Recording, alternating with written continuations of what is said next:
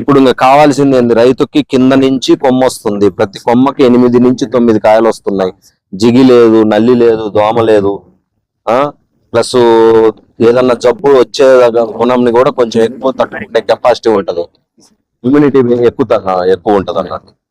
ఇన్ని రకాల లాభాలు ఉన్నప్పుడు రైతు ఆలోచన చేసి కొట్టుకుంటే బాగుంటది. ఏమంటారు? బాగుంటది సార్. ఇప్పుడు మీరు చూసిన వాళ్ళు చుట్టుపక్కల వాళ్ళు ఏమన్నా ఎవరో చూసిరా? మన పక్కల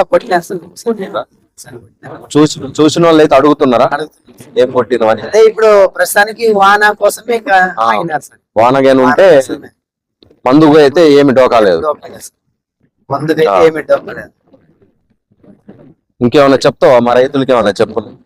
ఇది 21 ఎకరం చేస్తున్నారు కదా, ఇప్పుడు మీకు రేటు విషయంలో బయట మందు కొట్టినప్పుడు తోట ఎట్లుంటుంది, ఈ మందు కొట్టినప్పుడు తోట ఎట్లుంటుంది, రేటు పరంగా చూస్తే ఎట్లుంటది అనేది నీ భాషలో నువ్వు చెప్పబ్బా. రైతు ఇప్పుడు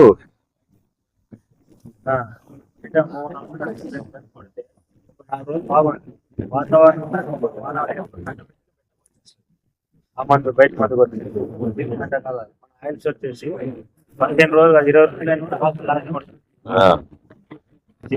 మళ్ళీ దోమ 20 రోజుల వరకు అరికడుతుంది. బయట మందులకు రేటు రీజన్ అదే ఎకరాకి 700 వస్తుంది. ఇప్పుడు మీ కొమ్మ కూడా లాస్ట్ కాడ కూడా మొత్తం గ్రీనిష్ గా ఫ్రెష్ గా మంచిగా బాగా ఏదో తోట కాండం చూస్తే కూడా ఒక డిఫరెంట్ గా ఉంటది. 3 years నుంచి చూస్తున్నాం కదా, ధరని కొట్టుకొని మనం చెప్పొచ్చా? రైతులకు చెప్పొచ్చా? చెప్పొచ్చు సార్. అదే, ఎందుకంటే ఇప్పుడు ధరణి అంటే చాలా మందికి మిరపక వాడినామంతా, ధరణికి చాలా మందికి ఓన్లీ మిరపకే ఉందేమో, మిరపకు వాడిన అలవాటు ఉంది కాబట్టి అనుకున్నారు. మన ఊర్లో కూడా కొంచెం మంది మనకు తెలుసు. అదే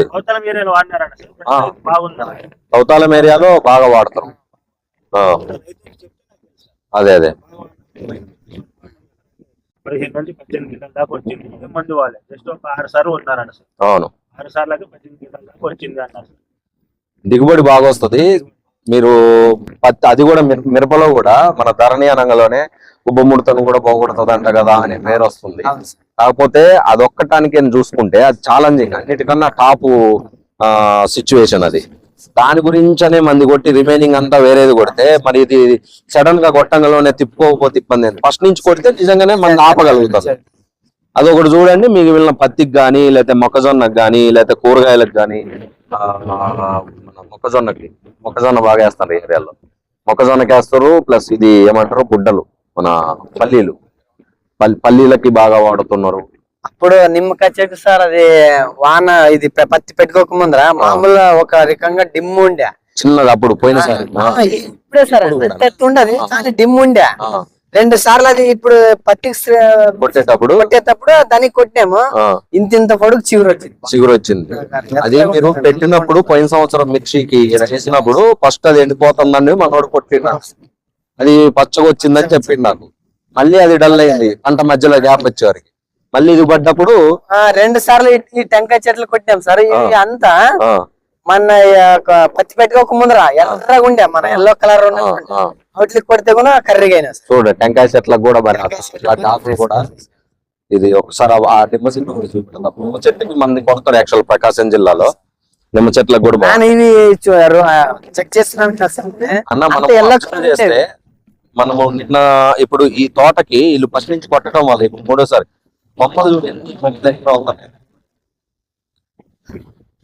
కొమ్మలు బాగా పెరుగుతారు. కొమ్మకు మళ్ళీ సైడ్ బ్రాంచ్ దానికి. ఇది ఒకటే సార్ దీనికి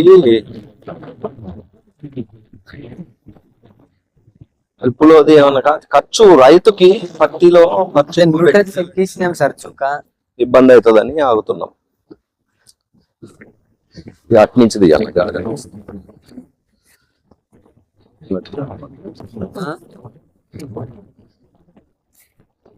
ఈ నిమ్మ చెట్టు గురించి చెప్పప్ప చిన్నగా. ఇది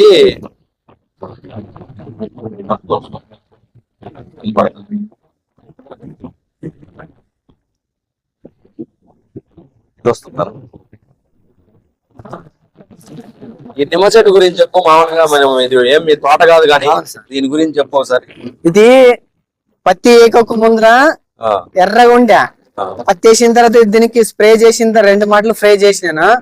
అప్పుడు దీనికి అట్లే స్ప్రే చేసినాను. అప్పటి నుంచి ఇంత పొడుగు చిగురు వచ్చింది, బాగా పచ్చగా ఉంటది, మంచి క్వాలిటీ మంచి క్వాలిటీ వస్తుంది. ఇంతకు ముందు నువ్వు లాస్ట్ ఇయర్ పెట్టినప్పటికి పిచ్చి మీద కొట్టినప్పుడు కూడా అదే తేడా చూసి, అదే తేడా, అదే బాగా మందు గ్యాప్ ఎక్కువ గ్యాప్ వస్తే అది కొంచెం ఎండిపోయినట్టు అవుతుంది ఎర్రగా.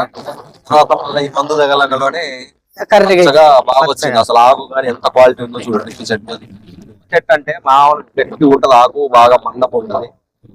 దానికి ఏ మందు కొట్టాలా, ఏది పని చేస్తుందా, ఏది పని చేయదా అని రకరకాలు చేస్తా ఉంటారు. దానికి కూడా ఇంత బాగా పని చేస్తాను. ఇది బంతి చెట్టు, సపోజ్ దీనికి కూడా తగిలే ఉంటుంది. దీనికి బంతి చెట్టు చూడండి.